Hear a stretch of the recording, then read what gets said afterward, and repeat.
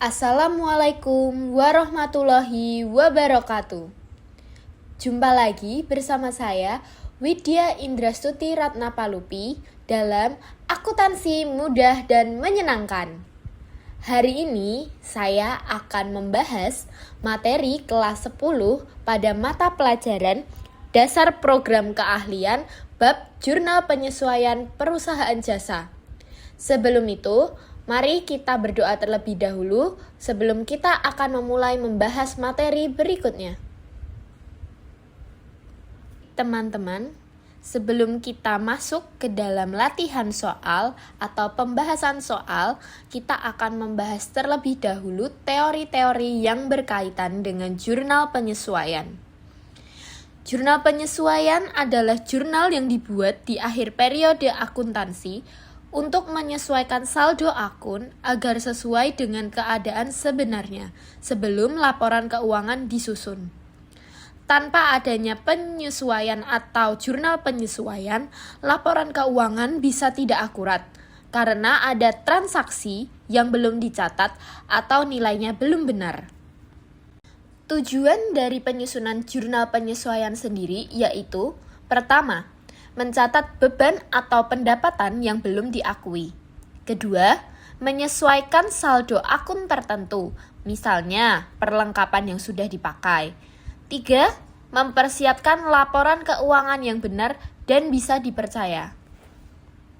Pada jurnal penyesuaian perusahaan jasa, terdapat 6 akun yang perlu dibuatkan jurnal penyesuaiannya atau wajib kita buatkan jurnal penyesuaiannya.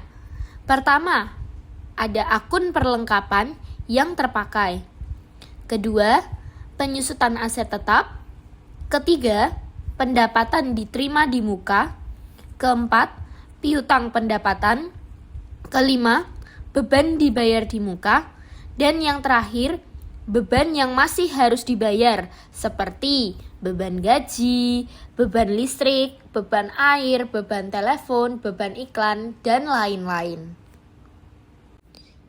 Baik, kita bisa langsung mencoba untuk mengerjakan 3 latihan soal yang telah saya buat tentang perusahaan servis berkah. Pertama, pada tanggal 31 Desember 2023, terdapat beban gaji yang belum dibayar sebesar 300.000 untuk 1 tahun. Kedua, pada tanggal 1 Oktober 2023, dibayar sewa untuk 1 tahun sebesar Rp1.200.000. Dan yang ketiga, pada tanggal 1 April 2023 diterima sewa untuk 1 tahun sebesar Rp600.000. Langsung kita kerjakan saja. Pada soal pertama, pada tanggal 31 Desember 2023 terdapat beban gaji yang belum dibayar sebesar Rp300.000 untuk 1 tahun. Ini berarti perusahaan servis berkah memiliki hutang gaji terhadap karyawan yang belum dibayarkan sebesar Rp300.000. Lalu bisa langsung kita jurnal. Perlu kita ingat bahwa jurnal penyesuaian itu akan selalu berada di akhir periode atau di akhir bulan. Maka karena periodenya yang digunakan adalah periode Desember 2023, tanggalnya pasti selalu akan menggunakan tanggal terakhir pada bulan tersebut, yaitu tanggal 31. Lantas, bagaimana Bu kalau menggunakan periode Januari atau periode Februari? Kalau menggunakan periode Januari atau periode Februari, maka yang digunakan juga tanggal terakhir pada bulan tersebut. Lanjut saja. Untuk mencatat jurnal penyesuaian pada soal pertama itu, kita akan mendebit akun beban gaji dan mengkredit akun hutang gaji. Diingat juga bahwa jurnal penyesuaian di sisi debit pasti selalu akan menggunakan akun beban. Mengapa begitu? Karena jurnal penyesuaian ini adalah penyesuaian yang dilakukan oleh perusahaan atas aset atau atas liabilitas yang telah digunakan selama satu periode. Dan penggunaan selama satu periode itulah yang dianggap beban sebagai perusahaan atau telah menjadi beban karena telah dipakai oleh perusahaan. Maka sisi debit selalu menggunakan akun beban, kecuali seperti akumulasi, penyusutan, dan lain-lain. Oke, pertama tadi kita mendebit akun beban gaji, dan yang di bawahnya kita mengkredit hutang gaji. Sebesar berapa di sisi saldonya? Sebesar Rp300.000. Atau langsung kita tulis saja Rp300.000. Mengapa langsung Rp300.000? Karena tidak ada penjelasan berapa karyawan yang belum dibayarkan. Jadi kami dianggap bahwa hanya ada satu karyawan atau hanya memiliki hutang sebesar Rp300.000 saja pada periode 1 tahun. Oke, kita lanjut pada soal nomor 2. Pada tanggal 1 Oktober 2023 dibayar sewa untuk 1 tahun sebesar Rp1.200.000. Perlu kita ketahui bahwa jika dibayar sewa, maka akan ada 2 penganggapan pada jurnal penyesuaian tersebut. Hal tersebut dapat dianggap sebagai harta atau aset dan dapat juga dianggap sebagai beban. Bagaimana kejadiannya saat jurnal tersebut dianggap sebagai harta atau aset? Itu di saat kita mendebit akun beban sewa dan kita mengkredit sewa dibayar di muka. Karena pada soal nomor 2 tersebut tidak dijelaskan pembayaran dilakukan secara debit atau dibayar secara kredit atau tunai, maka dapat kita anggap bahwa pada tanggal 2 ini pembayaran dilakukan secara tunai atau bisa kita anggap dibayar di muka. Maka yang kita gunakan pada akun kredit itu sewa dibayar di muka. Lalu dapat kita anggap sebagai beban saat kita mendebit akun sewa dibayar di muka dan mengkredit beban sewa. Contoh, diketahui bahwa 1 Oktober 2023 dibayar sewa untuk 1 tahun sebesar Rp1.200.000. Maka pembayaran Rp1.200.000 itu digunakan untuk 1 tahun. Karena 1 tahun itu ada 12 bulan, maka Rp1.200.000 dibagi dengan 12 bulan. Kita dapatkan bahwa Rp1.200.000 dibagi 12 tiap bulannya adalah Rp100.000. Inilah yang kita anggap sebagai beban sewa tiap bulan. Maka dari itu di sisi debit adalah beban sewa dan di sisi kreditnya adalah sewa dibayar di muka, yang berarti tiap bulan perusahaan mengeluarkan atau menggunakan Rp100.000 sebagai beban sewanya. Kita bisa langsung menjurnal tanggal 31 beban sewa. Ada ralat karena pembayaran dilakukan 1 Oktober, berarti karena Rp100.000 ini tiap bulan, sedangkan periode yang kita gunakan adalah Desember, kita ketahui bahwa dari Oktober sampai dengan Desember itu ada 3 bulan. Jadi perusahaan telah menggunakan sewanya itu sebesar selama 3 bulan. Jadi karena kita ketahui bahwa tiap bulannya mengeluarkan Rp100.000 dan telah digunakan sewanya selama 3 bulan, maka 3 bulan ini harus kita kalikan dulu terhadap Rp100.000. Dan ketemu bahwa jurnal penyesuaian di akhir periode Desember itu sebesar Rp300.000. Ini yang bisa kita jurnal, beban sewa sebesar di sisi debit dan di sisi kredit, sewa dibayar di muka sebesar Rp300.000. Terus ini kita anggap sebagai harta atau aset. Terus bagaimana Bu kalau kita anggap sebagai beban?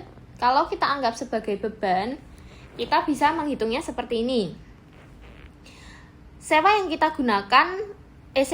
perusahaan servis berkah gunakan itu sudah sebesar 3 bulan. Maka sisanya yang belum kita gunakan itulah yang akan kita anggap sebagai sewa dibayar di muka. Pembayaran untuk 1 tahun selama 12 bulan dan telah digunakan selama 3 bulan, maka 1.200.000 dikurangi dengan 300.000 yang akan menghasilkan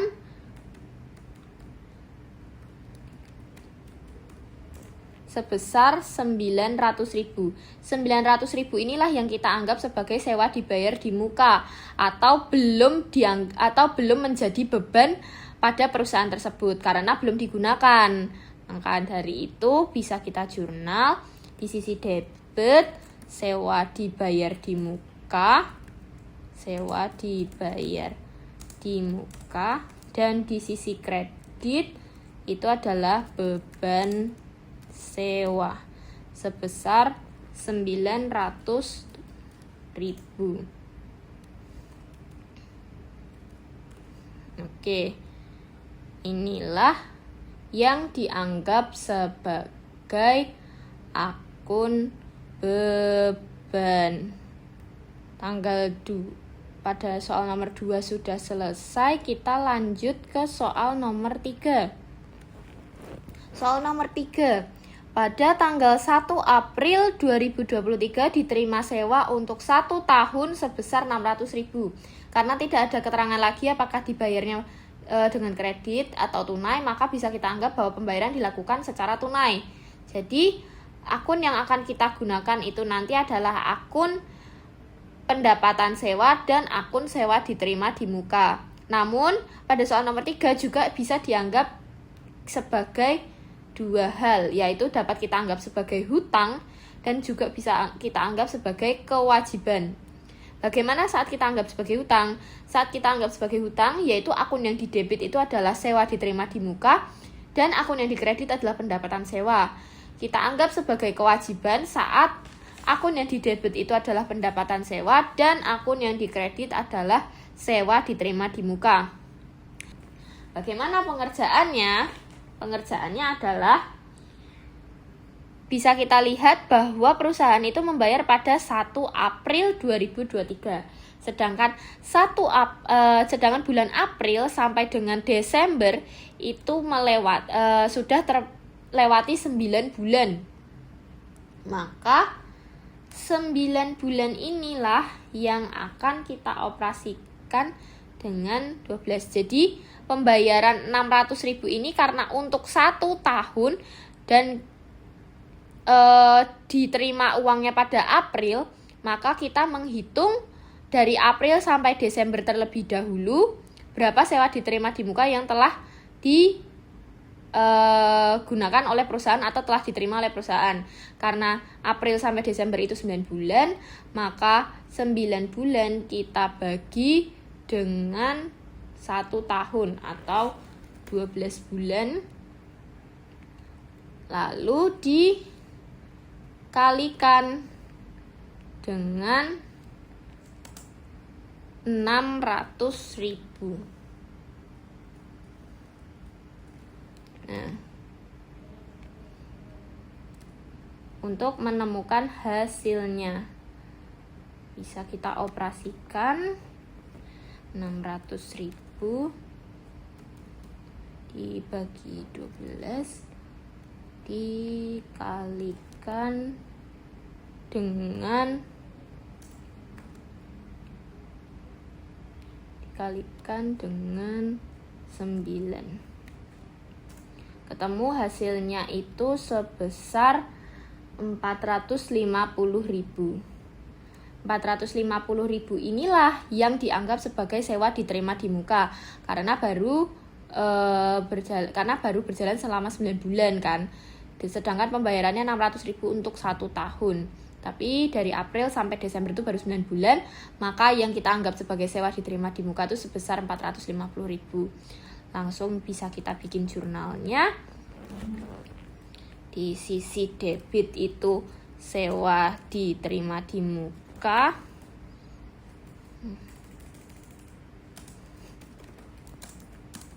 Dan di sisi kredit adalah pendapatan sewa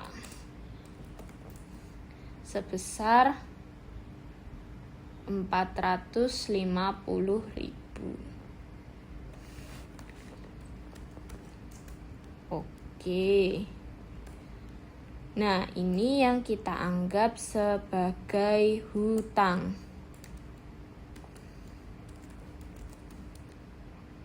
Lalu bagaimana jika dianggap sebagai kewajiban? Sama halnya seperti tadi saat beban dan harta atau aset, maka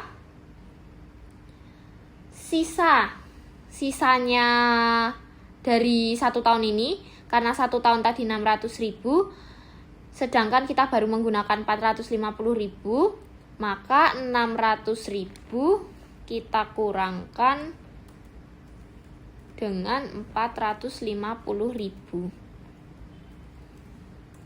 Sebesar 150.000 ini adalah pendapatan sewa yang belum terselesaikan. Oke, jadi kita jurnal juga. Maka di sisi debit itu adalah pendapatan sewa, dan di sisi kredit adalah sewa diterima di muka. Ini yang kita anggap sebagai kewajiban.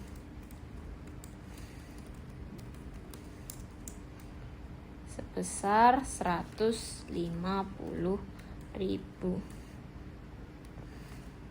Nah, sudah jadi jurnal penyesuaian dari perusahaan servis berkah.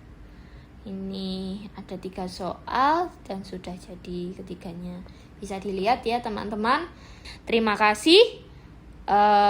Apabila ada yang ingin ditanyakan, bisa ditanyakan pada kolom komentar di bawah. Saya pamit undur diri. Wassalamualaikum warahmatullahi wabarakatuh.